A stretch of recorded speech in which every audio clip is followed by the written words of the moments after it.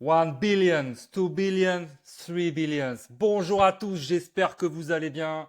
Bienvenue sur le podcast Risque d'expérience. Je suis avec mon acolyte Mehdi. Comment tu vas mon Mehdi? T'as vu, on a fait des nouveaux tests de micro, 1 million, 2 million, 3 million, comme et, Warren Buffett. et ça fonctionne et vous allez Excellent, mon kiffer. gars. Aujourd'hui, nouveau podcast. Donc on est là avec Mehdi tous les deux. On va parler un peu d'exotisme. On va aller un petit peu naviguer dans d'autres pays. On va vous expliquer ça. Mais avant ça, petit retour sur les podcasts précédents. Donc, le thème de l'été, c'était partir à l'aventure dans différents pays pour savoir où est-ce qu'on pourrait investir, si ça valait le coup dans différents pays.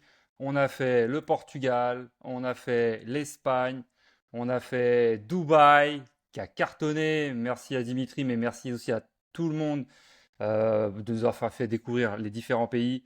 La semaine dernière, on était en Italie. Ah, ma che les pasta. Moi, j'adore les pastas. Et toi, mon Mehdi? Ah bah, la nourriture italienne, je pense qu'on est the best of the best, hein. Il y a Ah, pas, voilà, avec le Portugal, bon, l'Espagne aussi, mais c'est vrai que coup de cœur à l'Italie, quoi. en fait, partout, quoi. Non, non, non, non, non, mais l'Italie, mec, pas de bolo, pas de, voilà. L'Italie, Pizza. c'est quand même, on est au-dessus. Tiramisu, tu Ah vois. ouais, et les glaces italiennes. Ah là là, Voilà, et qu'est-ce que puis je la kiffe classe, ça. quoi. La classe à l'italienne, tu peux pas lutter. Ah, Clairement, tu vois. Quand va on parle de bene. style, voilà, quand on parle de style, tout de suite, on pense à l'Italie. Donc, bah, pour tout ça, Lou, encore merci. Chaque podcast avait présenté ses différents avantages et inconvénients. Le Portugal a explosé et tout. L'Espagne a explosé. Après, en fonction des profils, vous avez trouvé, moi je sais que voilà, j'ai mes préférences, comme toi tu as tes préférences. Et là aujourd'hui, dans ce podcast-là, clairement, où on est capable d'aller habiter pour déménager de France. Voilà, clairement, voilà. N'ayons pas peur des mots. Exactement, c'est vrai que moi, j'y ai pensé à un certain temps, il y a quelques années en arrière, à partir d'ici, puis aller habiter en Espagne. Bon, ça s'est pas fait. Mais si un jour on devait partir, c'est vrai que voilà, on va un peu décrire un peu tout à nos auditeurs. Où est-ce qu'on irait habiter et pour quelles raisons euh, et pourquoi tel pays et pas un autre. C'est vrai qu'il y a différents pays, rester en Europe ou partir en dehors de l'Europe. Après ça va être propre à chacun, hein, parce qu'en fonction de ce que vous voulez, de vos business ou de votre attache ici en France, tout va dépendre d'où vous voulez partir.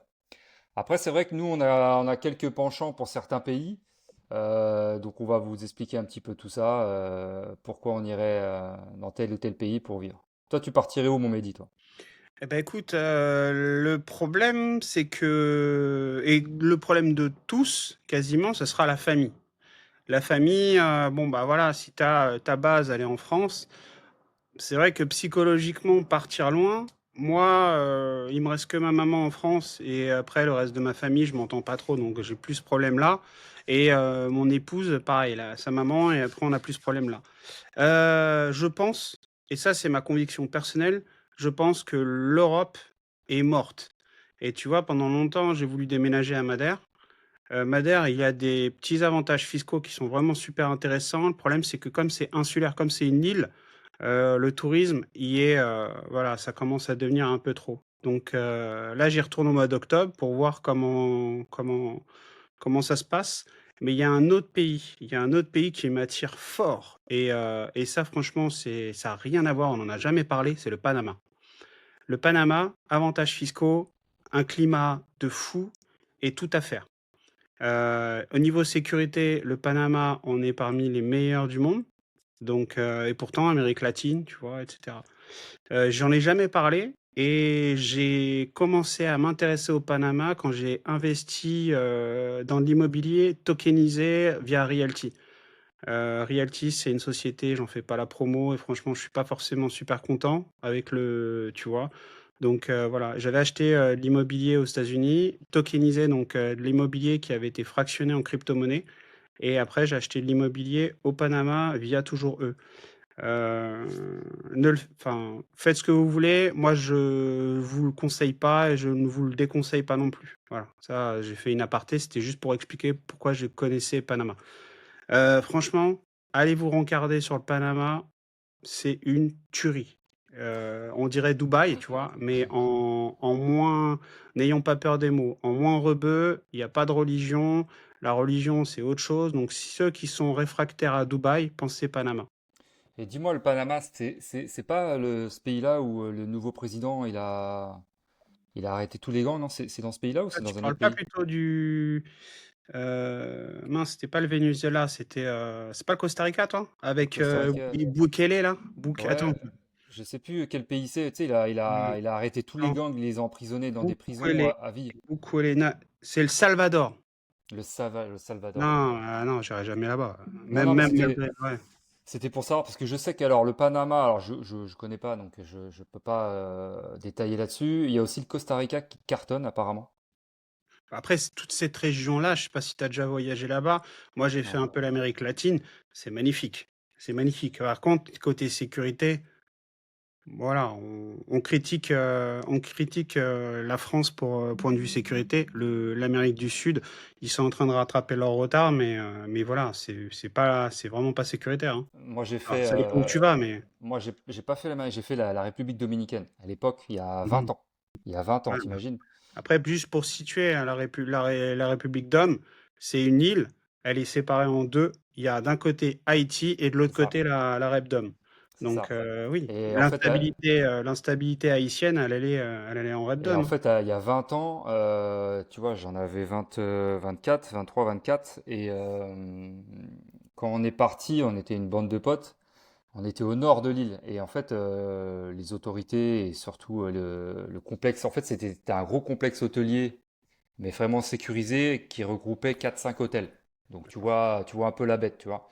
Tu avais plein d'hôtels avec un golf et tout était regroupé, mais c'est tout sécurisé. En fait, tu pouvais rester à l'intérieur de ce complexe-là sans sortir. Et ils nous préconisaient de ne pas sortir parce que c'était dangereux à l'extérieur. Bon, bah, tu vois, nous, t'as beau nous dire ça, on sortait quand même. Mais c'est vrai que à l'époque, c'était un peu dangereux. Fallait faire très attention. Fallait faire très attention. Nous, on s'est un peu mélangé aux locaux, mais voilà, fallait garder les yeux ouverts. Tu vois ce que je veux dire? Ouais, tu m'étonnes. Mais là, il y a 20 ans, la Repdom, ça a changé. Ça a changé. Il y a beaucoup de Français qui s'y sont installés. Après, voilà, t'as Haïti qui est à côté. Le pays se développe grâce au tourisme, mais c'est pas non plus, voilà, c'est pas comme en Europe, ça n'a rien à voir. Après, je peux pas trop en parler parce que je connais pas tout ce qui est au niveau médical. Je pense qu'il doit y avoir des hôpitaux privés. C'est vrai que ça se fait beaucoup dans les pays, tout ce qui Ouais, est oui, non, mais Asie et Amérique latine, même Afrique, aux hein, maintenant. États-Unis, hein. Même Et Afrique, maintenant. voilà, donc beaucoup d'hôpitaux privés. Bon, bah, tu payes et puis tu as accès aux soins, hein. Et mais c'était pas mal, mais voilà, je peux pas trop développer, je connais pas trop. Et le Ouais. Panama, je vais me renseigner, tiens, tu m'as mis un petit truc dans Ça, la j'en tête. ai jamais parlé parce que ça, en fait, il faut pas trop en parler pour pas être découragé parce que la famille, allez, petit instant mindset, mais la famille sera toujours là pour te décourager parce qu'elle veut ta sécurité. Donc, garde les idées pour toi, étudie ton projet et voilà. Moi, par contre, tu vois, euh, c'est des choses, en fait, il faut toujours apporter le côté positif pour minimiser le côté négatif. Parce qu'il y a toujours un côté négatif. On sort de son confort, on quitte la France et en fait, on recommence tout. Alors par contre, attention, il y a les destinations où on part pour aussi travailler et la destination où on part en étant rentier. Ça, voilà, ça Ça, c'est aussi, il encore autre faut. chose. Ça, Voilà, c'est encore autre chose. c'est quelque chose qu'il faut prendre en compte. Exactement. Moi, tu vois, je suis très attaché à elle. J'aime beaucoup la France. Pourquoi? Parce qu'en France, on a tous les paysages, toutes les cultures. Totalement. Au niveau de la gastronomie, on est un des pays au niveau gastronomique où c'est le top du top. Et puis c'est surtout que tu as tous les climats. Tu vois ce que je veux dire? Tu as la montagne d'un côté, tu as la mer, tu as l'océan, tu as au nord où bah, si t'aimes la pluie, si t'aimes le froid, bah, tu vas au nord, tu vois ce que je veux dire? Donc tu as différentes régions avec différents climats et moi je suis attaché à la France, j'aime beaucoup la France. Mais, je pense qu'on est dans le déclin. Alors j'ai pas envie de faire peur à tout le monde, mais je pense que la France est en déclin assez sévère et je pense qu'on n'est pas prêt de remonter et si ce n'est que ça va se détériorer d'année en année. Donc on voit comment ça se dégoupille, enfin ça se goupille là avec tout ce qui est politique, toutes les taxes ou autres. Je vois pas trop d'éclaircies, donc voilà. C'est vrai qu'avec Mehdi, on fait nos affaires. Je pense que voilà, maintenant c'est de l'individualisme. On reste individuel, on pense à nos gueules. Voilà, c'est vraiment le mot. Je pense qu'on en est arrivé là. On fait notre truc, on fait nos business, on fait nos argents. Et puis un jour, bah, on partira parce que le climat en France se détériore énormément. Après, Malgré que j'aime beaucoup, hein, voilà. j'adore la France. Après, il faut quand même avouer que la France, alors je vais parler côté sécuritaire. On n'est pas tous, enfin, on n'est pas tous égaux. Tu prends, regarde, en Île-de-France, tu as des coins qui sont ultra sécures et d'autres coins qui sont ghettos. Mais en France, tu peux aller dans des endroits quand tu as de l'argent. Tu peux aller dans des endroits qui sont ultra sécures. T'as pas de. Je suis désolé, hein, quand tu habites dans certaines régions, bon, bah voilà, tu te fais Ouais. plaisir dans certaines régions, tu es tranquille.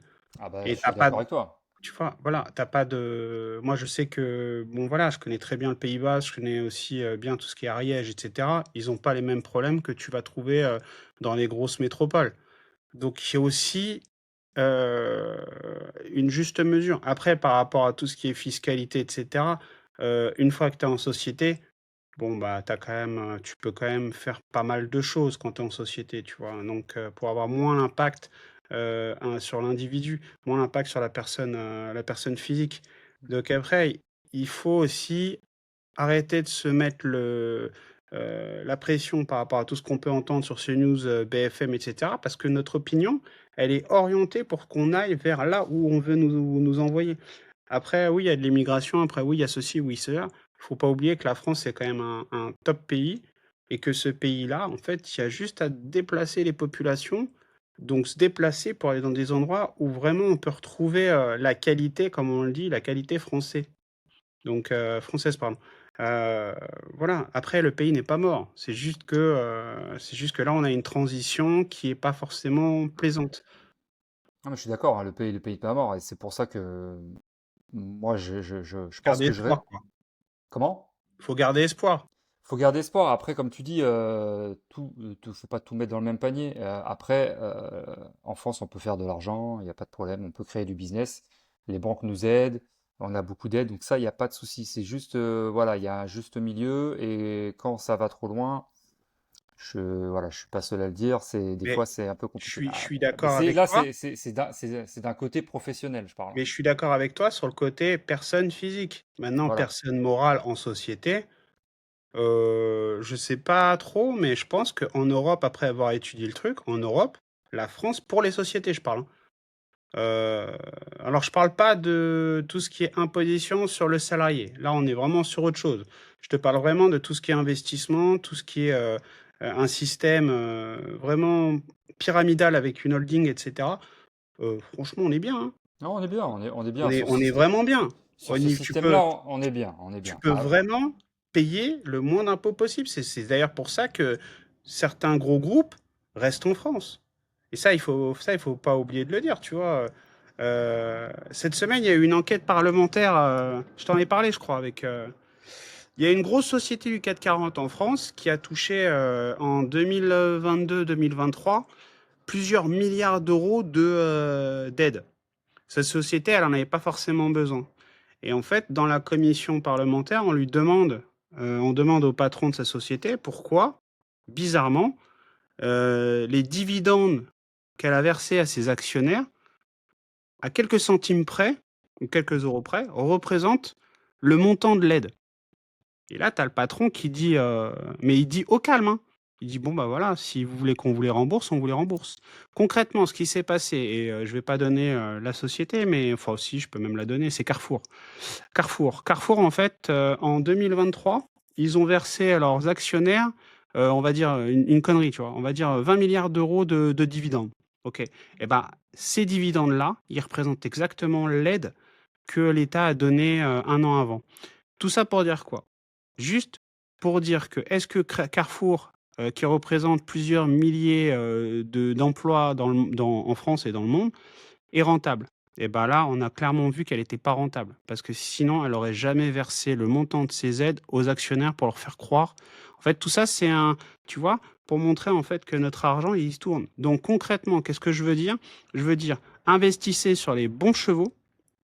Et ces bons chevaux, bah, quand vous payez les impôts, ça va vous revenir. Exactement, exactement. Donc voilà, pour en revenir, la Ah, j'ai France, cassé l'ambiance là. non, non, non, non, mais là, on s'écarte un petit peu du sujet. Mais non, Mais mais non, mais justement, pour dire que la France, c'est pas non plus. non, moi, c'est pour ça que j'en reviens à dire que la France, il y a ses avantages et ses inconvénients. C'est pour ça que moi, je pense que je garderai quelque chose ici. C'est même sûr, parce que il y a de la famille, puis j'ai une attache au pays qui est bien. Tout à fait. Après partir en dehors de l'Europe, Bah si, je, pour la monnaie, t'es obligé. oui, pour la monnaie, mais où, moi, à l'heure actuelle, je serais incapable de te dire où je pourrais aller. À l'heure actuelle. À l'heure actuelle, en dehors de l'Europe, hein. Hmm. Je sais pas. Franchement, il y a l'île Maurice, pourquoi pas, pour ses avantages fiscaux, bien sûr. Et puis le climat, bon, on sait tous que l'île Alors Maurice, c'est. attention au côté insulaire, hein. Les îles, Ah, c'est après, particulier, hein, c'est vraiment. ça, c'est pour ça. Il y a pour être peut-être là-bas. Dubaï, je ne sais pas. Je connais pas, donc je peux pas dire. Y vivre tout le temps. Y vivre tout le temps parce qu'il fait trop chaud, voilà. Non, mais même n'ayons pas peur, voilà. Après, c'est une religion qui est différente. C'est OK, on est en France, OK, certains se plaignent de la, on va dire, hein, rentrons dans les, certains se plaignent de l'islam, etc. Là-bas, tu vis dans un pays où tu entends 5 fois par jour l'appel à la prière. Donc, Ouais, mais moi, par exemple, ça me dérangerait pas. Ça me bah, dérangerait OK. pas. Mais tu vois, par exemple, moi, au Maroc, alors que j'ai des biens au Maroc, et ben, je sais que, mon épouse, elle, ça peut la déranger. Elle a rien du tout, bah, tu vois, à ma tête, quoi. Mais aller vivre dans un pays, musulman, ça peut représenter pour certaines une gêne. Mais pas forcément le aller en vacances, il y a d'autres soucis, mais y vivre, c'est autre chose. Moi, je mets les pieds dans le plat parce que concrètement, il y a beaucoup de gens qui se rendent pas compte. Aller vivre dans un pays où, comme en France, tu as toujours été open, tu peux parler de tout. Là, tu pars dans des pays où, en fait, un peu peut-être comme l'Asie, certains pays, en fait, il y a des restrictions. Tu peux pas parler de tout. Il y a des choses, tu ne peux pas les dire. Donc ça, c'est aussi à en prendre en compte. Et moi, j'ai pas Exactement. honte de le dire, tu vois, je Après, te le dis. après tu changes de pays, tu t'adaptes au pays, ce qui est normal. Moi, ça me dérange pas. Là, si je devais partir concrètement, moi, ce serait en Espagne, hein. Vous savez très bien, que j'ai une attache à l'Espagne qui est assez énorme. Donc, je partirai, je pense, en Espagne, mais on reste encore en Europe. Voilà, on reste encore en Europe. Et en dehors de l'Europe, je pourrais pas te dire, je sais pas. Je me suis jamais posé la question. C'est vrai que c'est difficile à se dire de sortir de l'Europe, mais pour aller où? Tu sais, Euh, il y a des coins de l'Afrique qui sont, mais qui sont blindés, et on n'en parle pas. Ils sont blindés, et tu as des vues exceptionnelles. Je parle surtout de l'Afrique anglophone, donc toute la deuxième partie de l'Afrique, là, pardon, la partie sud de l'Afrique. Certes, c'est pas forcément courant d'en parler, mais, moi je sais que la Namibie, c'est une tuerie. Alors, enfin, il faut mesurer mes propos, mais tu vois, toute la partie sud de l'Afrique à étudier. Je me lance pas là-dedans, hein, mais juste à étudier et à observer, tu vois. Après, en dehors de l'Afrique, alors que je connais pas, bon, il y a l'Afrique du Sud, et encore ça, faut étudier. Mais C'est après, il y a les dangereux, États. hein, c'est Ouais, dangereux. je sais que c'est dangereux. Après, tu as les États-Unis, hein. Pourquoi pas? Les Pourquoi États-Unis, pas? si tu veux faire du business et tu veux être chill, tu peux faire les deux Bien là-bas, sûr. hein. Les Alors États-Unis, moi j'avais étudié, la région le département ou la région d'Alberta. C'est, au Canada. C'est limite frontière américaine, côté, au-dessus du Montana, au-dessus, au-dessus de f Seattle, non? ouais, Ou alors plus- Seattle, c'est vraiment côté, c'est ou ouest, c'est côté ouest. côté ouest. Moi, c'est vraiment un peu plus, c'est toujours sur le côté ouest, mais central. Sachant Ok. que d'un côté à l'autre, de San Francisco à New York, il y a quand même, je crois, 4000 ou 5000 kilomètres, hein. Donc Ouais, tu c'est vois, vaste. Ça reste c'est super énorme, c'est vaste. immense. Donc c'est vraiment, tu prends la partie centrale des États-Unis, plus vers le côté ouest, et c'est là, et c'est à la frontière entre le Canada et les États-Unis. Canada, parce que, en fait, moi, je suis plus en phase avec l'idée canadienne plutôt que l'idée américaine, mais après, c'est les convictions perso. Et cette région-là, je vous invite à aller voir la région Alberta au Canada. Vous allez en prendre plein la vue. C'est une tuerie. Il n'y a pas d'autre mot. Ouais, je connais pas. Je connais pas. Moi, tu sais, j'ai eu une locataire qui est restée longtemps ici, une américaine de Seattle. Et Seattle, tu sais, c'est tout à l'ouest, en haut à gauche des États-Unis. Et en fait, t'es pas loin du Canada et tu as une chaîne de montagnes qui est entre les deux. Et m'expliquait que le climat était un peu comme ici, un peu comme en France. T'as la mer, bon bah la mer, voilà, pas très très chaude non plus, mais t'as la mer, t'as la montagne et t'es pas loin du Canada. Et après, t'es dans une grosse ville, bon bah Seattle c'est quand même assez énorme, t'as Amazon, t'as des gros groupes là-bas. Euh, c'est pas mal, il fait bon vivre aussi. Donc pourquoi pas les États-Unis? Après, moi si je devais aller aux États-Unis, c'est pour créer du business. C'est pour du business. Pas pour vivre la rente ou autre. Tu vois ce que je veux dire? Bah, tu vois, tout à l'heure, on était en train de. Je t'ai évoqué deux cas. Le cas C'est où tu es ça. rentier et tu pars, et le cas où tu dois aller bosser. Où tu dois partir de France et tu dois aller bosser. Et ben, le Canada, ou les États-Unis, c'est une destination où tu peux partir bosser. Tu peux changer de vie, mais pour partir bosser. Il n'y a pas de honte à bosser, hein. Il n'y a pas de honte à se dire, OK, je quitte tout et je recommence tout. Au contraire, c'est là, tu vois, que mentalement, bah, tu te montres à toi que t'es pas un bon à rien, que tu es capable de. Et les États-Unis, si tu es un charbonneur, si tu acceptes de faire des horaires et d'être déterminé, mais tu vas faire fortune, c'est obligé. Tout comme le Exactement. Canada. De toute Le manière, Canada, si tu fais la même chose en France, si tu es un bosseur et que tu lâches rien et que tu fais déjà ça en France, ouais, mais c'est pas là-bas, pareil. C'est pas non, c'est pas pareil. pareil, mais si tu as cette conviction et si tu as ce mindset-là, là-bas, ça va être décuplé. Parce C'est que pas pareil. tu as la La culture France, là-bas. la France, c'est bon pour tout ce qui est investissement. Dès que tu commences à créer un business, le problème, c'est que si tu as un business et que tu dois payer des charges salariales, tu es mort dans le film. Parce que pour te donner un ordre d'idée, 2000 euros de salaire, tu as la même chose en charge. C'est-à-dire qu'il faut que tu génères 4000 euros et tu t'as même pas créé de la richesse. Tu as juste généré 4000 euros, juste pour payer quelqu'un qui va travailler pour toi. 4000 euros, mec. Ouais, je Tu fais sais. ça à l'année, et Ouais, je t'as sais. capté?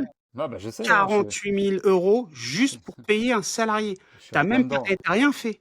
Tu as juste un salarié. Donc imagine, tu multiplies, il faut que ton activité ait un truc. Ok, on reprend la même chose au Canada, parce que ça, je le sais. On reprend la même chose au Canada. Tu prends quelqu'un, tu vas le payer 2000 $. 2000 $, à la fin, bah écoute, les 2000 T'en as, dollars, ça te t'en as revient à trois. 30 000 $. Tu 2000 vois, dollars, t'en as 000, trois. t'as 18 000 $ de diff. 18 000 $, c'est ton bénéfice. Ah, c'est énorme. C'est énorme. C'est Donc énorme. en fait, ça après, tu vois, tout ça, ben, franchement, au bout d'un moment, tu vois, si tu veux créer un business, si tu veux vraiment vivre d'un business, quand je dis créer un business, c'est avec des salariés. C'est pas, voilà, on n'investit pas. Quand on investit, il n'y a pas de salariés. Tu peux investir dans une boîte, mais en fait, toi, tu es un investisseur, tu n'es pas un chef d'entreprise. Aide-moi, parce que là, je pars dans mes trucs. Mais bon, dans l'idée, c'est ça. C'est avoir un business sans salariés. Aux États-Unis, tu peux te permettre d'avoir des salariés parce que déjà, tu as moins de contraintes au niveau, si tu dois malheureusement te séparer d'un collaborateur, tu peux te séparer d'un collaborateur. Il n'y a pas de prud'homme, il n'y a pas de machin, il n'y a Non, pas de ceci. c'est Ça complètement peut aller différent plus d'ici, vite. hein. Ouais, ouais. Voilà. Et les gens, comme ils savent qu'ils ont besoin de taffer, ils ont un autre état d'esprit. Ils sont vraiment, tout est basé sur le service. Ici, tu vas prendre un gars, tu vas lui expliquer c'est quoi sa fiche de poste.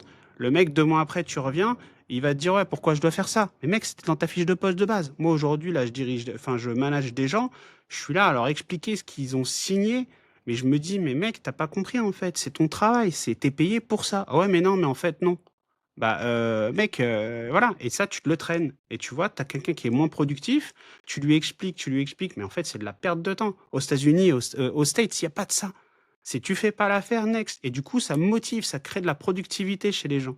Et de la précarité, certes, mais ça crée de la. En fait, les gens, ils ont pas le choix. Et ça, cet état d'esprit-là, pour partir bosser, pour partir créer un business, comme il dit Nico, c'est le top.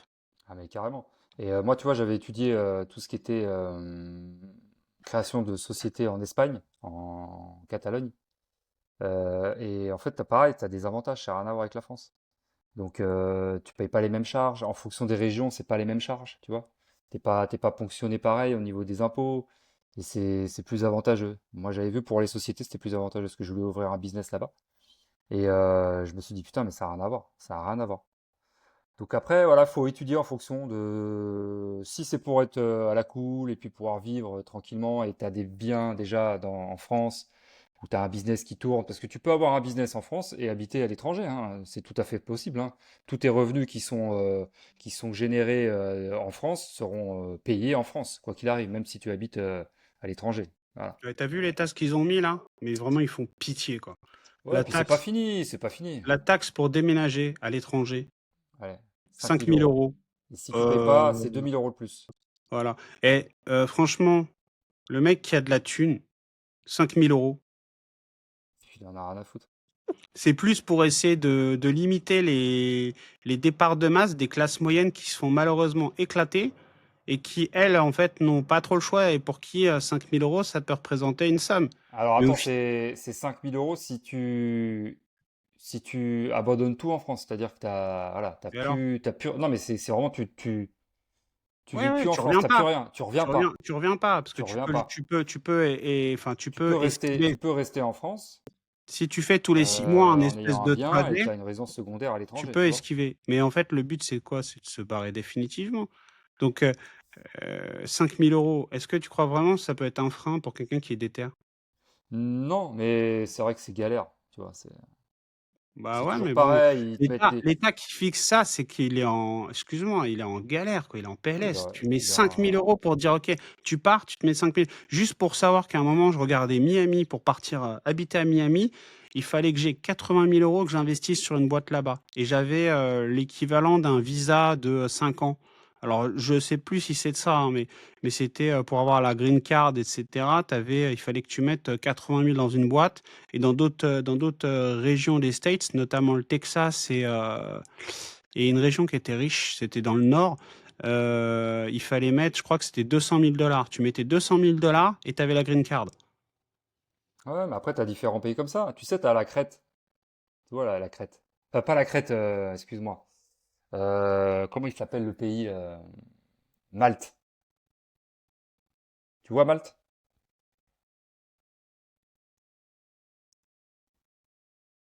Ouais, je t'entends plus là. Tu Non, vois mais c'est Malte? normal, c'est parce que en fait, j'ai encore pas isolé nickel mon studio et j'ai un avion qui est passé juste au-dessus parce que j'ai un aérodrome juste à côté, tu vois. Donc, c'est le Non, problème de riche. ouais, exactement. Je te disais, je te disais à Malte, D'ailleurs, il vient de Malte, hein, il a pris son Boeing, tu vois, son jet privé. à Malte, tu as des avantages fiscaux, mais tu es obligé de poser un certain montant pour pouvoir être résident et avoir les avantages fiscaux avec Malte. Tu vois ce que je veux dire? Donc ça, c'est pareil. Tu as beaucoup de pays comme ça. Tu es obligé de poser sur des biens pour avoir soit pour avoir le passeport, soit pour avoir la possibilité d'y habiter ou autre. Tu vois ce que je veux dire? Donc tu as différents pays. En France, non, il n'y a pas ça, tu vois. Mais tu vas dans différents pays, il y a ça. Tu vois, comme à Dubaï, comme on expliquait avec Dimitri, Ah il oui. faut poser autant d'argent pour avoir le visa, la Golden Visa, enfin tu vois, plein de différents montants pour pouvoir y habiter, tu vois ce que je veux dire? Donc ça, plein de pays le font, notamment Mais bah, tu Malte. sais, à un moment, on parlait de l'Estonie. Et L'Estonie, je crois que c'est en pareil, fait, l'Estonie, non? ouais, bah justement, en fait, l'Estonie, c'est un des pays d'Europe où il y a le moins d'imposition. Et c'est pour ça qu'à une certaine période, toutes les entreprises, tous les influenceurs, etc., avant Dubaï, ils allaient tous en Estonie. Et ils mettaient leur holding, comme en Irlande, tu vois. Ils mettaient tout dans ces pays-là pour diminuer, en fait, tout ce qui était fiscal. Mais moi, je me vois pas du tout vivre aller en Estonie. Et je dis pas, hein, je dis juste que 15 heures ou 16 heures, il Non, fait nuit. Voilà ouais, c'est quoi, hein. plus la qualité de vie après, mais c'est vrai que les pays de l'Est, c'est bien pour, voilà, pour les vacances, Ah bah résidence Nico, il a secondaire, oui. figé là. Bon, alors on continue. Les amis, Nico, il a sûrement eu une petite perte de connexion. Donc voilà. Et ce qu'il faut savoir, c'est que vraiment, il ne faut pas avoir honte de se dire on peut déménager pour aller travailler ailleurs. Ça, c'est vraiment quelque chose, faut en avoir conscience. Au même titre que celui qui a tous ces business-là. Alors attention, et moi, franchement, je mets les pieds dans le plat. Quand vous avez du cash flow, que le crédit n'est pas terminé, il peut tout se passer. C'est-à-dire que quand vous avez du cash flow, le cash flow est éphémère. Même si vous avez des grosses sommes de cash flow, le cash flow est éphémère. Une fois que vous avez payé votre crédit, que ce soit votre locataire qui l'a payé ou vous, et que vous avez plus de crédit sur l'appartement ou sur l'immeuble ou sur la maison que vous avez, là, on peut parler réellement de cash flow. Parce que les charges sont mesurables et vous n'avez plus de dette. Donc au final, la force, c'est de ne plus avoir de dette. Même si en France, la force qu'on a par rapport aux autres pays, c'est de pouvoir lever de la dette par l'effet de levier des banques, par l'effet de crédit. Mais on est riche uniquement quand on n'a plus de crédit. Et ça, il faut vraiment l'intégrer parce que très peu de gens le disent sur Internet. Et aujourd'hui, moi, clairement, je vous le dis. Dans une SCI, ça, c'est une stratégie que vous devez peut-être avoir. Dans une SCI, vous devez avoir un bien à cash flow et un bien patrimonial. Le bien à cash flow, il est là juste pour payer le bien patrimonial, faire une équivalence de balance. Le bien à cash flow, il va être galère à revendre, certes, mais il va permettre de créer une balance patrimoniale. C'est-à-dire, on va prendre un exemple concret. Si j'ai la possibilité d'acheter un bien dans le sud, excusez-moi, j'allais dire le sud de l'Île-de-France, dans une région pas trop loin de chez moi, généralement à 1 heure et demie de chez moi, grand max, qui est très rentable par le prix d'achat et qui est très abordable par le prix, excusez-moi, qui est très rentable par le prix de loyer, par exemple, de la location, et qui est très abordable par le prix d'achat, mais qui sera dur à revendre, bah, j'achète ça, mais pour faire la balance, eh ben, je vais équilibrer avec un bien, type moi, par exemple, j'habite en banlieue parisienne, je vais me rapprocher au maximum de Paris avec un bien qui est pas rentable, mais qui est patrimonial, qui sera toujours rentable à la revente. Pourquoi je fais ça? C'est parce que dans une société, l'objectif, c'est d'avoir un bien qui crache de l'oseille et un autre bien qui, lui, en fait, sera toujours là si j'ai besoin de fonds et ultra liquide. Ultra liquide. Et le patrimonial, c'est ce qui vous fera vivre. Une fois que tout sera payé, c'est le patrimonial qui vous fera vivre. L'autre, il ne faut pas voir le côté peu liquide. Parce que le bien qui est peu liquide, en fait, il faudra le revendre qu'à une seule personne qui voudra faire la même stratégie que vous. Donc, c'est très compliqué de le revendre. Mais le bien patrimonial, lui, grâce au bien génère du cash flow, sera ultra rentable. Et cet équilibre-là, dans une société, toujours un bien qui est peu liquide, mais qui crache du cash flow, et un bien qui est très liquide, mais qui, lui, a pas de cash flow, ou voire juste à l'autofinancement. Et les deux balancent. Voilà une petite stratégie. Une fois que vous avez plusieurs SCI comme ça, bah là, on peut se dire, OK, on peut peut-être éventuellement déménager. Parce que je vous le rappelle, hein, pour moi, tant que vous n'avez pas entre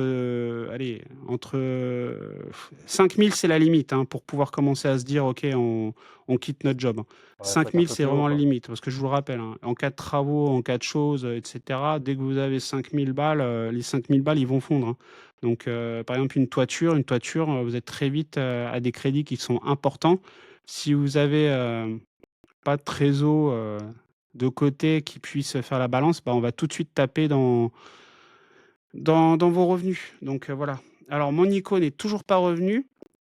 On est à 33 minutes de podcast. Donc, je vous rappelle, les destinations qu'on a évoquées étaient Panama pour moi, parce que je trouve qu'en fait le climat et la fiscalité y est top. Après, est-ce que j'irai? Ça, c'est un autre débat, mais je l'étudie depuis un certain temps.